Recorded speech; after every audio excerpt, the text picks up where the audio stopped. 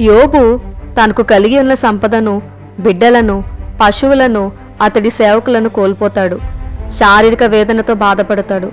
అతడి స్నేహితులు కూడా అతడి పాపం వల్లనే ఇట్టి పరిస్థితి అతడికి వచ్చిందని ఆరోపిస్తారు. తన స్నేహితులను సొంత సహోదరుల వలె ఎంచిన యోబు వారిని కోల్పోతాడు. అతడి బంధువులను కోల్పోతాడు. ప్రాణ స్నేహితులు అతడిని మరచిపోతాడు.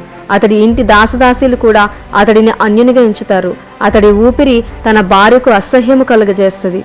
చిన్నపిల్లలు సహా అతడిని తృణీకరిస్తారు. అతడు ప్రేమించిన వారు అతడి మీద తిరుగుబాటు చేస్తారు. అయినను యోబు తన దేవుడు సజీవుడని, అతడి విమోచకుడని దృఢమైన విశ్వాసాన్ని ప్రదర్శిస్తాడు. అతడి శరీరం లేనివాడై ఉండగా నేను కన్నులారా దేవుని చూచుదనని యోబు ప్రస్తావిస్తాడు. ఈ దినాన్న నీవు కూడా యోబుల సమస్తమును కోల్పోయినా అతడి వల్ల విశ్వాసాన్ని ప్రదర్శించు.